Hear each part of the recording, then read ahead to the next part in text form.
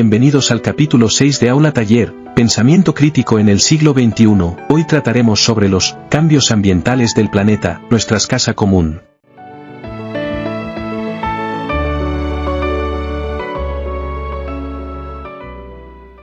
Cordialísimo saludo. Sean todas y todos bienvenidos a la Universidad Abierta de la Tercera Edad de Colombia, UNI3 Colombia, a su aula taller Pensamiento Crítico en el siglo XXI. En la sesión anterior pudimos empezar una reflexión donde nos preguntábamos qué significa vivir en la segunda parte, en el segundo cuarto de siglo del siglo XXI. Es decir, que en el 2024 terminó, porque si contamos el año 2000 y 24 años más, son 25 años que llevamos del primer cuarto de siglo. Estamos ya en el segundo cuarto de siglo del siglo XXI. ¿Qué significa eso? Y en esa lógica, pues estamos diciendo que hay que tener un pensamiento crítico, un pensamiento analítico, un pensamiento reflexivo y empezar a asumir una actitud de duda, de reflexión para mirar qué está pasando en este mundo que nos ha correspondido vivir. El primer punto que miramos de 9 decía que hay unos cambios ambientales del planeta.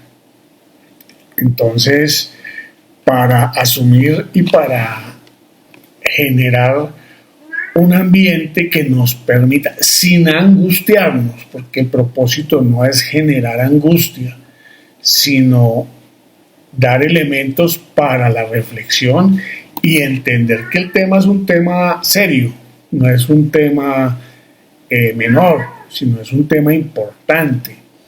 Estamos discutiendo discutiendo y afrontando una nueva realidad, que es la realidad de que el planeta es finito, no es infinito, no se puede seguir explotando indefinidamente a partir del crecimiento de la especie humana. Para afrontar este tema, que es muy complejo, nosotros en la Fundación Siglo XXI de Educación para Adultos y en nuestros programas tenemos todo un diplomado de 10 capítulos que habla sobre el desarrollo sostenible y la preservación ambiental. Entonces voy a dejarle los links para que ustedes lo puedan mirar de manera tranquila. Este espacio pues lo vamos a utilizar para ver algunos videos que nos van a aproximar a esta realidad que estamos diciendo.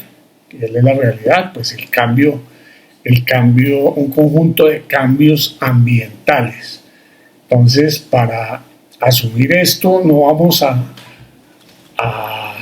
hacer una presentación muy exhaustiva, sino que vamos a procurar presentar un conjunto de videos muy cortos que les permitan a ustedes hacerse una idea de la dimensión del tema. Mucha atención, vamos a empezar. Para iniciar vamos a ver el siguiente video que habla sobre la contaminación del suelo. Ahí va.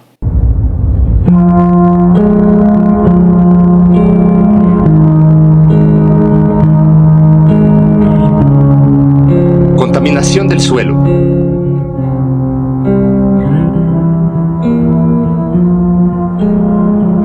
Se llama contaminación del suelo a la introducción a la superficie terrestre de sustancias y elementos ajenos a ella y que repercuten de manera negativa al volverse tóxicas para los organismos que la habitan. Los contaminantes pueden ser líquidos, sólidos o gaseosos y afectan a las plantas, los animales y la salud de los seres humanos.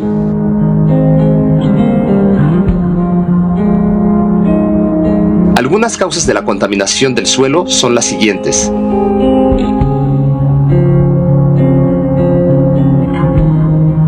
La basura arrojada en lugares no destinados para ello provoca graves problemas de contaminación por plásticos y materiales sintéticos que tardan mucho tiempo en degradarse.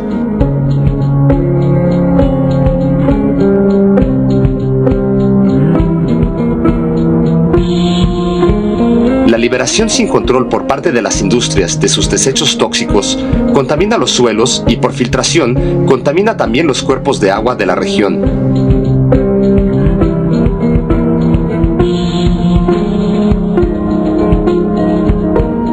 Utilizados en las plantaciones para exterminar plagas, los insecticidas, plaguicidas y fungicidas, así como los fertilizantes, son una fuente de acumulación tóxica que permanece en el entorno por varios años.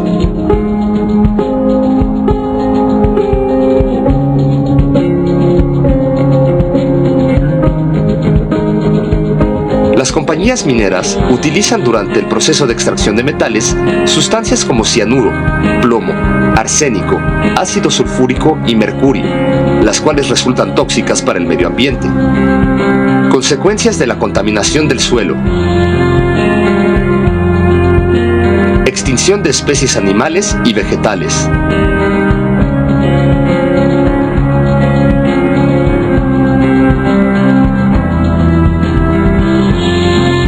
pérdida de los nutrientes del suelo,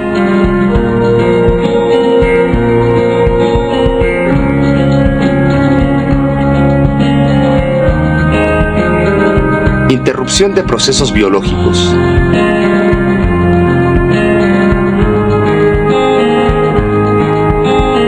Ahora vamos a iniciar,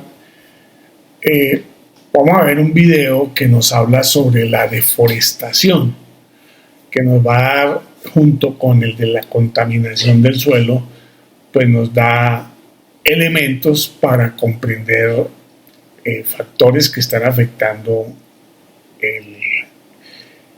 el suelo o la superficie terrestre de nuestro planeta.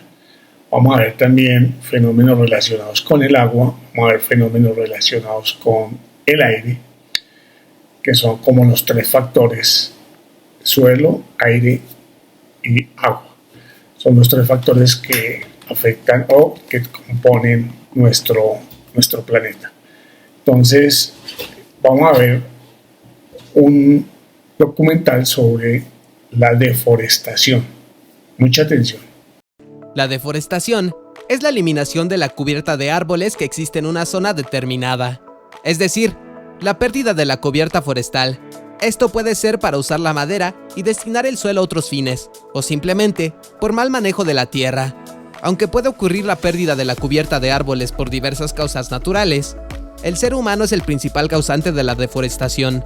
Muchos árboles tienen madera de alto valor económico en el mercado y han sido utilizadas desde hace siglos para diversos fines. Además, se requieren terrenos para la agricultura y la ganadería, y una vez ocupadas las praderas y sabanas, se avanza hacia los bloques y selvas.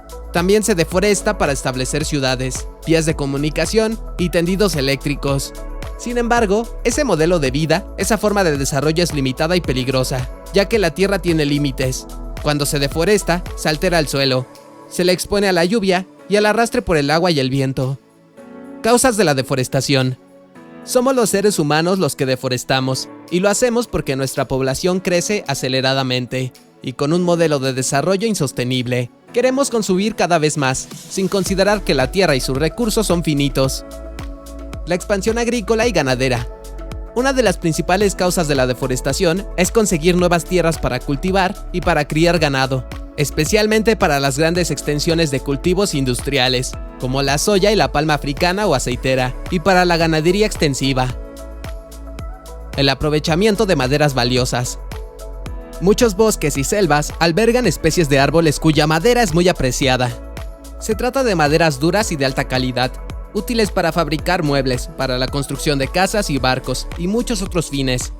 Por tanto, una de las causas de que se deforeste es la obtención de estas maderas. Incendios forestales. Solo en la Amazonia brasileña se perdieron 3,7 millones de hectáreas en 2019 por incendios forestales, más del triple que en el 2015. Muchos provocados intencionalmente para expandir las tierras de cultivo y ganadería.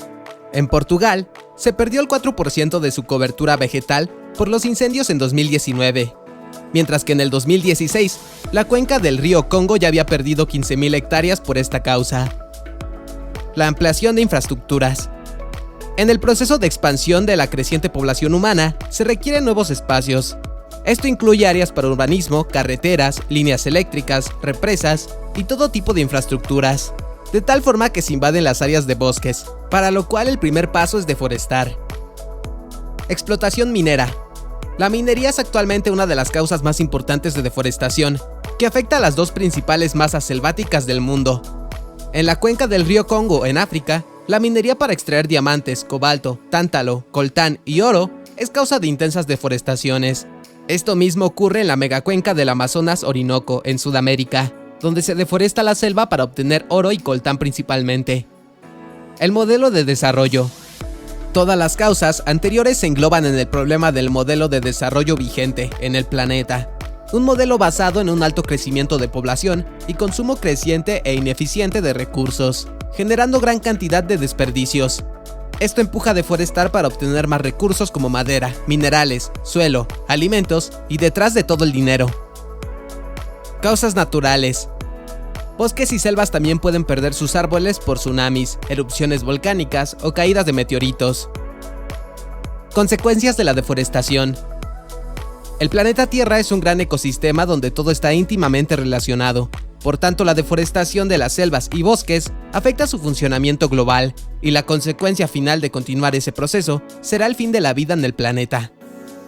Pérdida de diversidad biológica. La consecuencia directa es la pérdida de especies de todo tipo al desaparecer el bosque. Al ser las selvas y los bosques parte destacada de los biomas terrestres más diversos, su pérdida es muy relevante. A su vez, las alteraciones a nivel planetario que causan la pérdida de bosques provocan la pérdida de especies en otros ecosistemas. Pérdida de suelos y desertificación. La cubierta de árboles protege al suelo contra la erosión, es decir, contra el desgaste producto de los elementos del clima. Cuando llueve, la vegetación amortigua el impacto de las gotas y evita que el agua corra velozmente por el suelo. Además, el bosque genera sombra, retiene la humedad y modera la temperatura. Al deforestar, el suelo queda totalmente expuesto y es secado y arrastrado por la lluvia y el viento. Calentamiento global. El gas llamado dióxido de carbono, CO2, es uno de los principales gases que causa el efecto invernadero. Este efecto consiste en que el calor queda atrapado en la atmósfera terrestre al ser absorbido por gases como el CO2, aumentando la temperatura global. Las selvas y bosques retienen el carbono, ya que este elemento forma parte de los tejidos vegetales. Por tanto, cuando se deforesta se deja de retener el carbono, y si la madera se quema, el carbono que estaba retenido se libera. Alteración del ciclo del agua. Las selvas y bosques son la fuente de agua que alimentan a los grandes ríos de la Tierra. Esto es debido al efecto regulador del ciclo del agua, al captar la humedad, retenerla y facilitar la filtración del agua en el suelo. Por tanto, al deforestar se agotan las fuentes de agua dulce. Desequilibrios ecológicos e impacto en la salud pública. Un bosque o una selva es un ecosistema muy complejo en el que habitan numerosas especies. Cuando se deforesta, se altera el equilibrio, provocando la pérdida de especies y servicios que presta el ecosistema, tales como la provisión de agua, el oxígeno que dan las plantas y la captación de carbono. Pero también esas alteraciones pueden exponernos a enfermedades, como ya han alertado los científicos. De hecho, la reciente pandemia de COVID-19 se piensa que tuvo origen a partir de murciélagos extraídos de la selva. Soluciones. Hay diversas medidas que se deben emprender para enfrentar el problema de la deforestación. Algunas de ellas son preventivas, dirigidas a evitar que se deforesten bosques y selvas, mientras que otras se aplican para revertir el mal causado por la deforestación. Protección de áreas naturales. La medida más efectiva para evitar la deforestación es proteger la mayor proporción de selvas y bosques mediante figuras legales. Se trata de decretar parques nacionales, reservas ecológicas, reservas de la biosfera y otras que existen en las legislaciones nacionales e internacional. Cambios en los patrones de consumo y el modelo de desarrollo. Para reducir la presión sobre los recursos naturales que empuja la deforestación, se deben cambiar los patrones de consumo. Por ejemplo, una ciudadanía consciente e informada debe exigir productos de madera certificada, de plantaciones y no de bosques naturales. De igual forma, se debe incentivar el reciclaje de materiales para reducir su extracción de entornos naturales. Parte importante de un modelo sostenible es reducir la pobreza, ya que una población hambrienta presiona sobre los bosques. Si una población requiere alimento y energía, talará para usar leña y vender madera. Comercio internacional y compensaciones.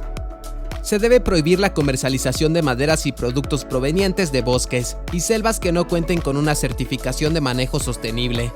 De igual forma, implementar incentivos económicos que apoyen al mantenimiento de los bosques y selvas. Desarrollo tecnológico. En la medida en que se desarrollen tecnologías limpias y que tomen en cuenta la no afectación de las selvas, se reducirá la deforestación.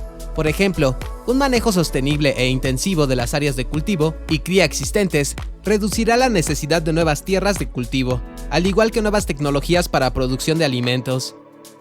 Reforestación y restauración ecológica. Una vez ocurrida la deforestación, se requieren medidas de remediación, es decir, que restablezcan la cobertura forestal. Para esto hay varios enfoques, entre ellos tratar de lograr que el bosque se recupere a una condición lo más cercana a la original. Es lo que se conoce como restauración ecológica, la cual trata de reproducir los procesos naturales para acelerar el restablecimiento del bosque. Bueno, muy interesante este tema. Ya llevamos dos, el tema de la contaminación del suelo, el tema de la deforestación. Hay otros que tienen que ver con la desertificación.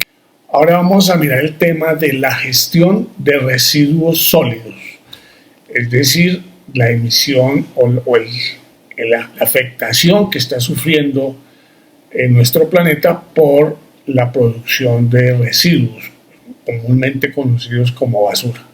Vamos a ver cuál es ese fenómeno tan importante. Ahí va. La creciente población mundial está ocasionando impactos negativos en el planeta. Además del calentamiento global y la sobreexplotación de recursos, un importante problema es la generación de residuos. Por ejemplo, en Europa, cada ciudadano genera un promedio de 1,69 kilos de basura al día, es decir, más de 620 kilos de basura al año. El 60% del volumen de basura generada lo constituyen envases y embalajes, en su mayoría de un solo uso. Hasta hace pocos años, la gestión de los residuos se ha centrado principalmente en enviarlos a vertederos para su almacenamiento o a plantas incineradoras. Esta solución no es sostenible por diversos motivos. Plantea serios riesgos para el medio ambiente, los seres vivos y la salud de las personas. No reduce el consumo de recursos, materias primas y de energía. No actúa sobre la causa, el modelo de consumo, sino solo sobre la consecuencia, la gestión de residuos.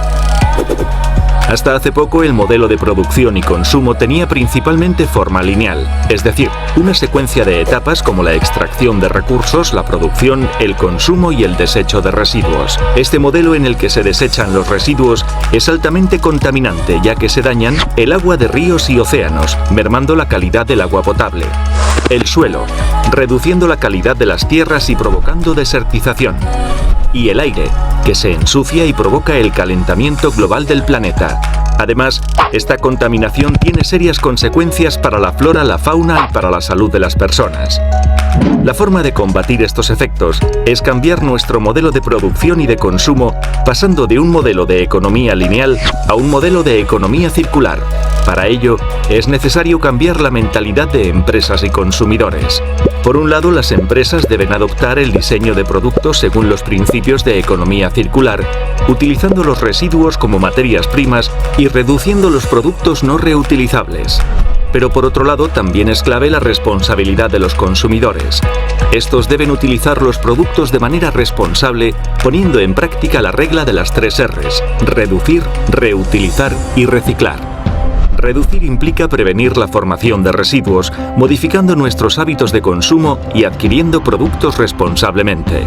Reutilizar significa volver a usar un producto para la misma función, reparándolo o para otros usos alternativos, alargando así su vida útil. Por último, reciclar, que permite aprovechar los distintos materiales de los residuos e introducirlos en los ciclos de producción como materias primas. La regla de las 3 Rs es una regla jerárquica, es decir, las acciones están ordenadas según la prioridad que debemos darles. En primer lugar, reducir el consumo. A continuación, reutilizar los productos. En último lugar, solo cuando no son posibles las 2 acciones anteriores, reciclar. Pero, ¿cómo podemos hacerlo? Te presentamos algunas ideas para poner en práctica las 3 Rs. Para reducir nuestro consumo podemos limitar la compra de productos de usar y tirar o que tengan embalaje voluminoso. Reducir la utilización de bolsas de plástico en las compras. Usar los electrodomésticos de manera eficiente. acceder a productos que necesitamos a través de la economía colaborativa o aprovechar los servicios públicos ofrecidos por los ayuntamientos. La reutilización de productos se consigue principalmente favoreciendo la reparación de aparatos electrónicos en lugar de la compra de productos nuevos, poniendo en marcha nuestra creatividad para darle una nueva vida a los objetos que ya han sido utilizados. Y por último, para reciclar, debemos separar correctamente los diferentes residuos y tirarlos al contenedor adecuado o llevarlos al punto limpio. Utilizar la regla de las 3 R's trae muchos beneficios para la sociedad y para el planeta. En nuestra mano está cambiar nuestro modelo de producción y de consumo y ayudar a crear un desarrollo sostenible y un futuro mejor para todos. Bueno, muy interesante este tema. Hay que ponerle mucha atención a este tema, tenemos que jugar un papel activo. Ahora les voy a invitar a conocer un concepto que quizás sea un poco novedoso, pero que tiene grandes implicaciones, se llama la huella hídrica. Mucha atención. Huella hídrica. ¿Cuánta agua crees que necesitas para disfrutar de una rica taza con café? ¿100? ¿125 mililitros? Para una taza con café se necesitan 140 litros de agua. Esto equivale a 7 garrafones. Todo lo que consumimos necesita agua para su fabricación. Cada producto tiene una huella hídrica, que es la cantidad de agua dulce que se necesitó para producir cierto producto. Para que el café llegue a tu mesa, primero tuvo que crecer el grano, y para eso se necesitó agua que pudo ser de lluvia o de riego. Y una vez cosechado, también se usó agua en el proceso de tostado, molido y empaquetado. Así que la huella hídrica de una taza con café es de 140 litros de agua. Pero, ¿cómo podemos calcular la huella hídrica de un producto? La fórmula es sumar el agua azul, agua verde y agua gris que necesitó un producto o servicio dentro de todo el proceso de elaboración. El agua azul la encontramos en ríos, lagos, acuíferos. Es el agua superficial y subterránea que extraemos de una cuenca. El agua verde es agua de lluvia que no se deposita en aguas subterráneas, pero sí se almacena temporalmente en el suelo superficial o en la vegetación.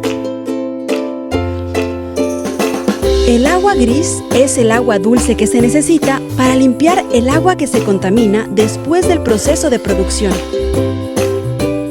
Así que agua azul más verde más gris es igual a huella hídrica. Por eso, no solo debemos cuidar el agua que vemos al realizar nuestras actividades cotidianas, sino también lo que consumimos y cuánto consumimos. Deja huella, ayudando a reducirla. La quiero llevar toda. ¿Pero alguna vez te has preguntado cuánta agua se necesita para producir toda esta ropa? Hagamos la cuenta de cuánta agua llevo puesta. Unas zapatillas necesitan aproximadamente unos 4.400 litros de agua, unos jeans unos 8.000 y una camiseta de algodón 2.700 litros de agua. ¡Auxilio! ¡Me ahogo!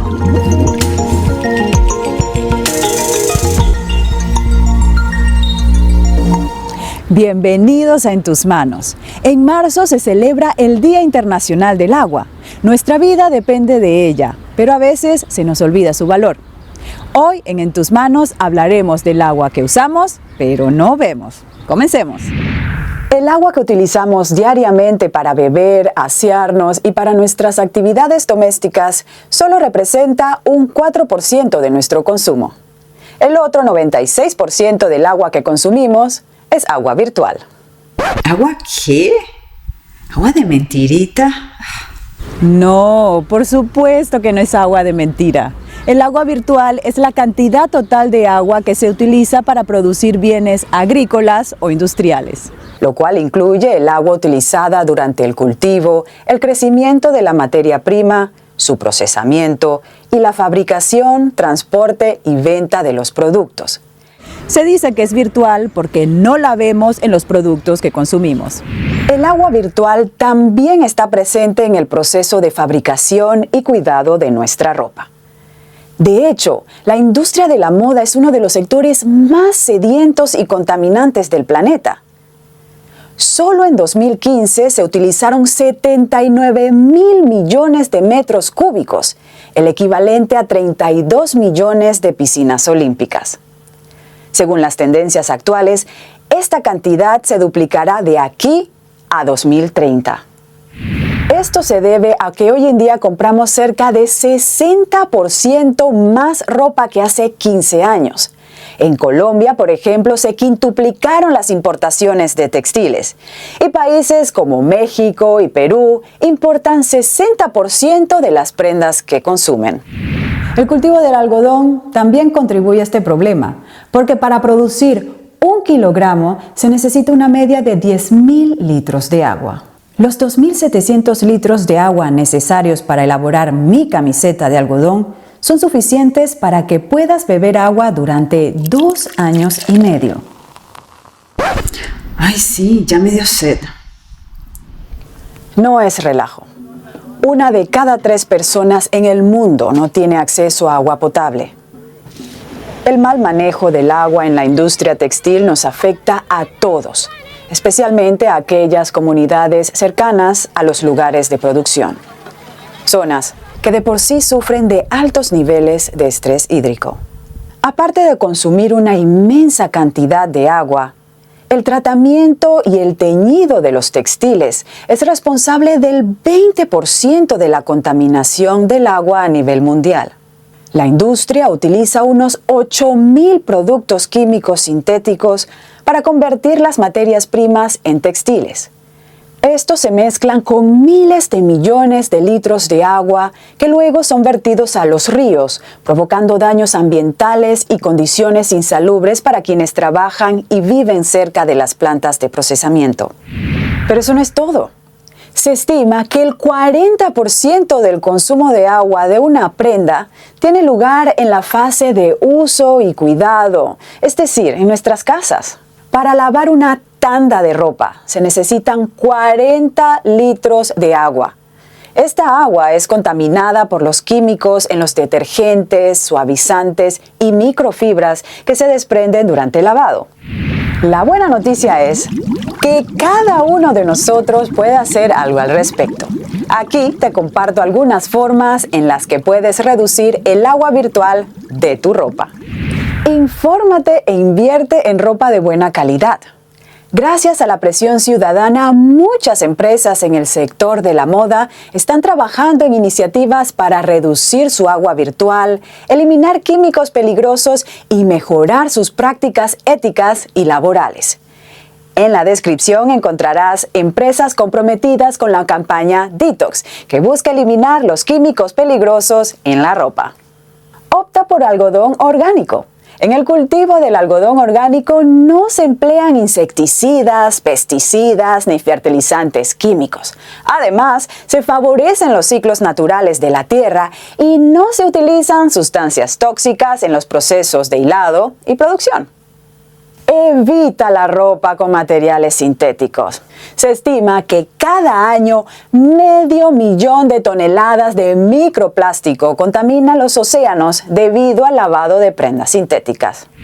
Compra ropa de segunda mano, como la de esta tienda, o intercambia prendas con amigos. Es una forma económica y consciente de cambiar de estilo, como mi atuendo de hoy, todo de segunda mano. ¿Has escuchado acerca de la huella hídrica individual? Todo lo que consumimos necesita agua para su fabricación.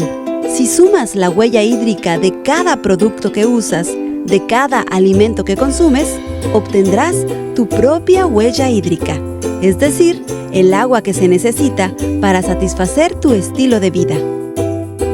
Supongamos que hoy desayunaste un huevo, manzana picada y jugo de naranja.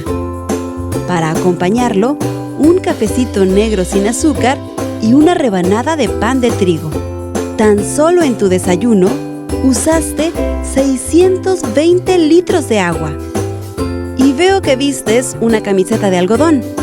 ¡Ah! Y no estás descalzo. Usas zapatos de piel bovina. Súmale a tu cuenta 10,000 litros de agua más. Y en la comida, una rica hamburguesa y una cervecita. Y en la cena, un plátano y un vaso con leche. Entonces, ¿cuál sería tu huella hídrica individual? 13,455 litros de agua.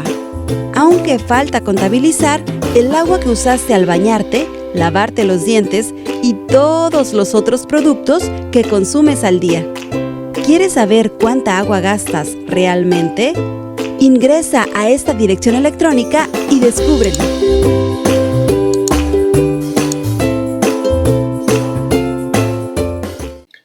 Ahora vamos a mirar el tema de la deuda o sobregiro o sobreutilización que estamos haciendo de nuestro planeta.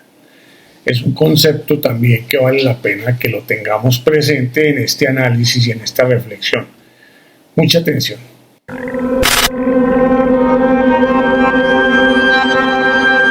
Este jueves 28 de julio, a 2 días de que se cumplan 7 meses del 2022, es el día en que la humanidad consumió todo lo que el planeta logra producir en un solo año. Esto quiere decir que lo que queda del año será con recursos prestados.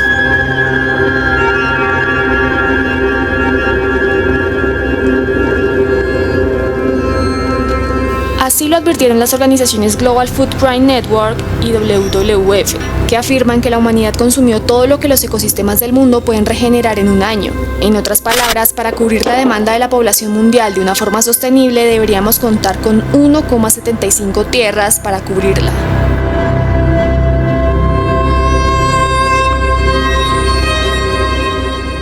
Estos patrones de consumo están fuertemente relacionados a los países ricos y del denominado primer mundo. Es decir, que no todos los países tienen el mismo nivel de consumo. Por ejemplo, Qatar necesitaría de 9 planetas al año para cubrir su demanda de consumo, mientras que Estados Unidos necesitaría 5,1 y España necesitaría 2,8 planetas, en comparación con Yemen, que solo necesita 0,3 planetas al año. O por ejemplo, si todos los humanos vivieran como los franceses, el día de la sobrecapacidad de la Tierra habría ocurrido incluso antes, el 5 de mayo de 2022. Desde 1990, ese indicador ha venido empeorando. Lo más grave es que estas estimaciones no tienen en cuenta las necesidades de otras especies que también viven en el planeta, por lo que no estamos dejando recursos para la vida salvaje. Pero ¿cómo es que se calcula esta huella ecológica? Se analizan 6 categorías diferentes: los cultivos, pastos, áreas forestales necesarias para producir, áreas de pesca, áreas construidas y bosques necesarios para absorber las emisiones de carbono derivados del uso de combustibles fósiles. Respecto al año 2021, la huella ecológica mundial creció en 1,2% y la biocapacidad solo creció en un 0,4% en este mismo periodo. Con este panorama, la Tierra lleva 50 años sufriendo una sobrecapacidad en el consumo de sus recursos, acumulando 19 años de retraso en la regeneración de los recursos biológicos, por lo que hoy por hoy se enfrenta a una degradación generalizada de los ecosistemas y a una atmósfera llena de gases de efecto invernadero.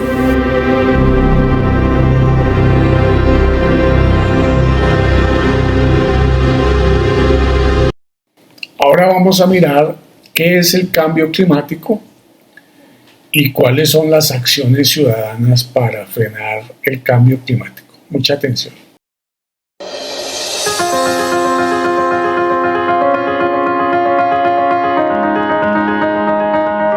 El clima está cada día más impredecible. Hay calores y fríos extremos, inundaciones, incendios, un suceso tras otro. Todos hablan de un cambio climático, pero los desastres ambientales siempre han existido. Entonces, ¿a qué se refieren con cambio climático? La Tierra está protegida por una capa de gases llamada atmósfera. Los gases retienen el calor del Sol y mantienen una temperatura que permite la vida que conocemos. Esto es el efecto invernadero y es un proceso natural. Pero el desarrollo industrial ha multiplicado las emisiones de gases de efecto invernadero los que intensifican la densidad de la atmósfera y aumentan la temperatura promedio de la Tierra. Esto genera síntomas. Los síntomas son los que llamamos cambio climático. Tú dirás, pero en la historia siempre han ocurrido cambios climáticos. Claro que sí, pero esos cambios tomaban milenios en ocurrir. Nunca antes se habían emitido gases artificialmente y con tanta concentración.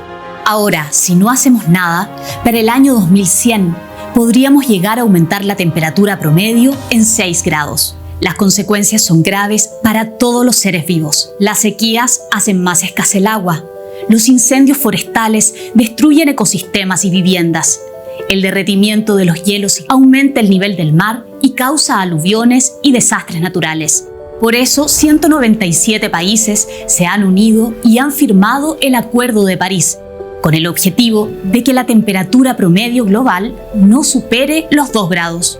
Cada país presentó sus contribuciones nacionales para limitar las emisiones y disminuir su vulnerabilidad al cambio climático. Esos compromisos suponen cambios importantes en la organización de las sociedades y su economía. Se necesita un equilibrio entre el desarrollo social, económico y ambiental. Se requiere una gran inversión de los estados y las empresas. El desafío climático también exige un esfuerzo importante de parte de nosotros, los ciudadanos. Cómo usamos el agua, qué transporte elegimos, cómo consumimos. La Tierra nos provee de todo lo que necesitamos para vivir, pero debemos interactuar con ella de una manera equilibrada. Actualmente, consumimos los recursos del planeta a un ritmo que supera su capacidad de regeneración. Esto se llama sobregiro ecológico y genera un grave desequilibrio en la Tierra. Además, la temperatura promedio del planeta ha subido 1 grado en el último siglo y sigue aumentando. Pero nuestras acciones pueden hacer la diferencia. Como ciudadanos, tenemos una voz a través de las políticas que promovemos. Por ejemplo, sobre el uso responsable de recursos, la protección de los bosques, el océano y la biodiversidad, y la innovación tecnológica y social. A esto se suman nuestras acciones cotidianas, cuando usamos responsablemente el agua, cuando ahorramos energía, cuando usamos transporte público, cuando optamos por productos de manufactura responsable y cuando reciclamos. La forma como consumimos motiva a las empresas a mejorar sus prácticas y hacerlas más sustentables. Así, todos juntos lograremos un impacto positivo. Muchas empresas ya han adoptado modelos de producción más sostenibles que requieren menos materia prima y fomentan la reutilización y reciclaje. Para combatir el cambio climático se necesita un equilibrio entre el desarrollo social, económico y ambiental. Cada acción cuenta. Para concluir esta primera parte sobre los cambios ambientales, quiero que conozcan un documento de una fundación que se llama Acciona, que habla sobre los escenarios futuros. Mucha atención. Estamos en un momento fundamental de cambio. Existen diferentes desafíos que necesitan una solución urgente para garantizar la sostenibilidad del planeta y la subsistencia de la especie humana. Nos encontramos en un planeta en el que la población está creciendo y donde el planeta no es capaz de aguantar el ritmo actual de utilización de recursos.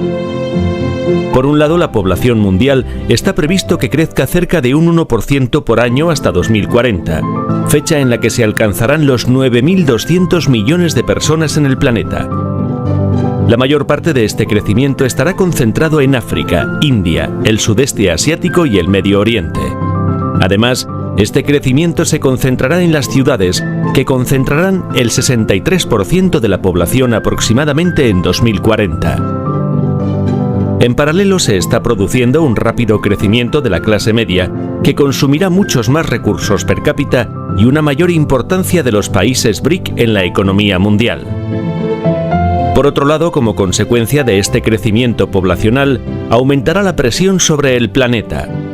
El cambio climático, la destrucción de ecosistemas, la extinción de especies, el vertido de residuos y de contaminación. Todos ellos son problemas derivados de la actividad humana y que debemos limitar. La temperatura media de la Tierra ha aumentado casi 1 grado centígrado en los últimos 50 años como resultado de la actividad humana. Y las emisiones mundiales de gases de efecto invernadero han crecido casi un 80% desde 1970. Necesitamos seguir cubriendo nuestras necesidades, las de las personas que aún no las tienen cubiertas y las de las personas que vendrán en el futuro cuando crezca la población mundial en los próximos años.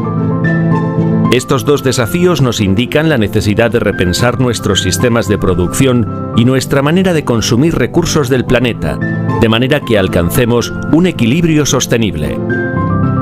Hay 3 recursos claves para garantizar esta transformación: la energía, el agua y los alimentos. De su producción y gestión se derivan la mayoría del resto de desafíos a los que se enfrenta la humanidad. En primer lugar, la energía desempeña un rol fundamental en la satisfacción de nuestras necesidades, ya que la sociedad necesita energía en diversas formas para realizar la práctica totalidad de sus actividades, para hacer funcionar los hogares, para transportar bienes y personas, para producir productos y servicios y un largo etcétera. En segundo lugar, el agua es un bien escaso en la actualidad y que se volverá cada vez más y más valioso en los próximos años. El suministro y el tratamiento del agua constituyen problemas que deben ser solucionados urgentemente. La disponibilidad de agua dulce en el planeta es muy limitada y todavía hay unos 780 millones de personas sin acceso al agua potable. Por último, los alimentos son la necesidad básica para la supervivencia de los hombres. El desafío es acabar con el hambre y alimentar a toda la población del planeta de manera eficiente y responsable.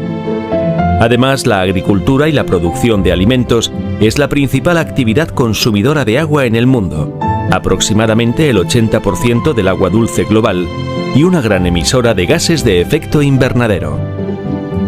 A estos desafíos van ligados muchos otros que se encuentran recogidos principalmente en los Objetivos de Desarrollo Sostenible.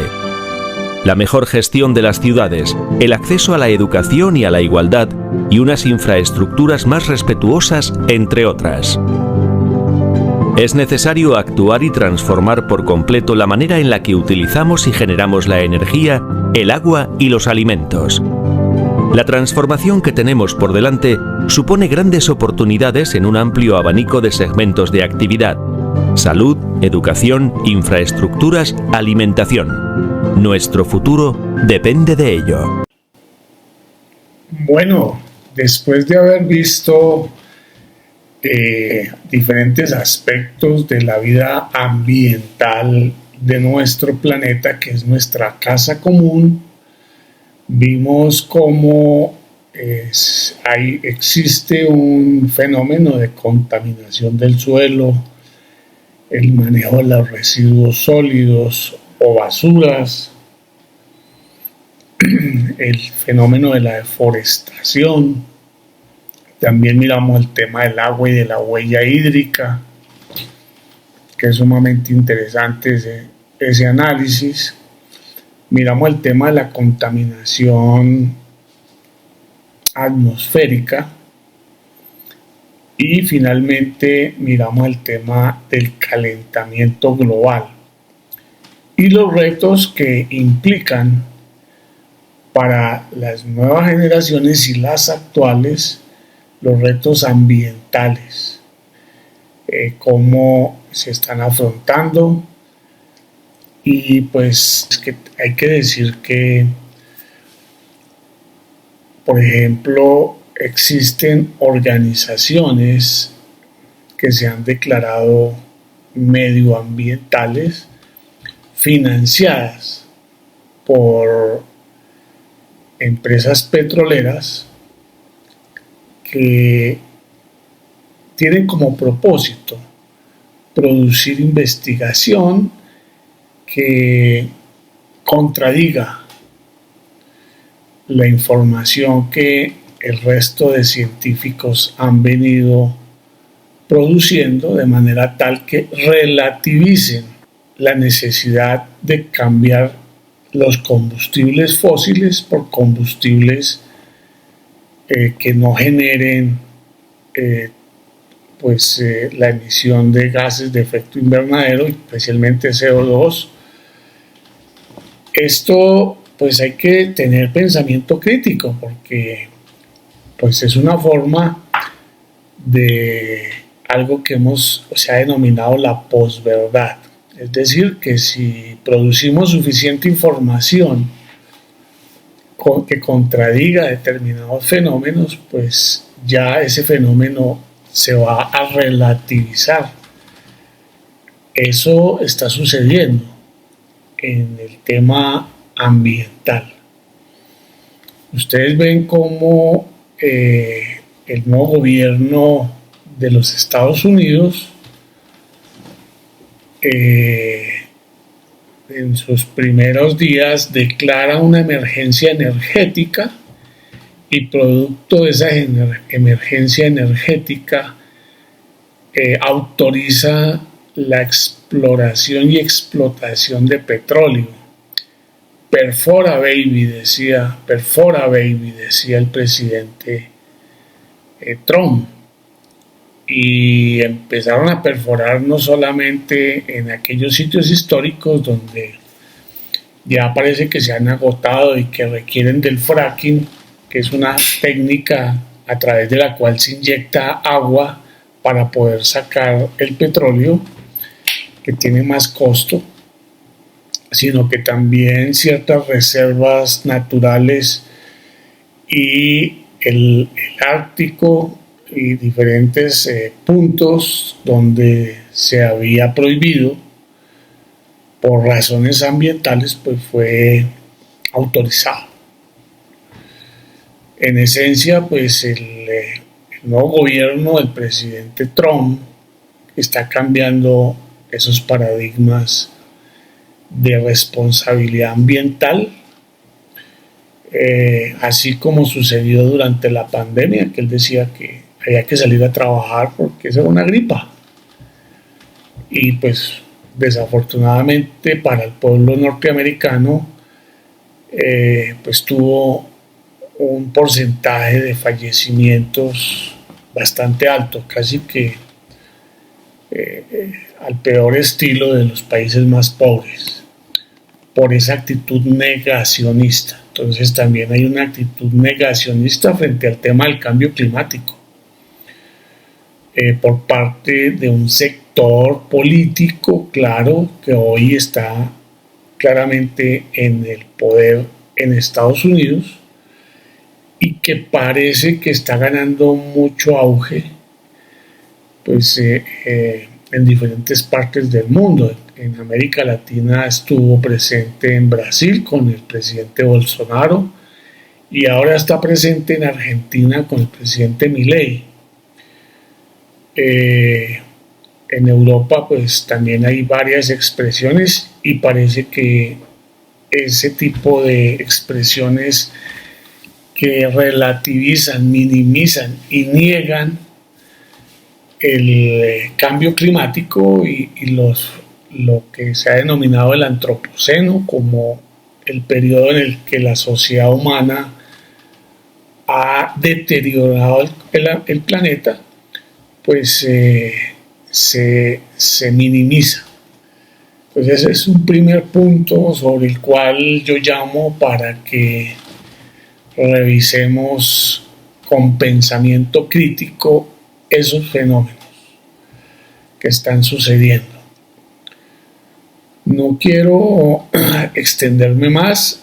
El propósito de la próxima sesión, quiero que, profundizando estos temas de la sostenibilidad, miremos los objetivos de desarrollo sostenible, que no solamente tienen que ver con la sostenibilidad ambiental, sino también con la sostenibilidad social, económica, incluso cultural.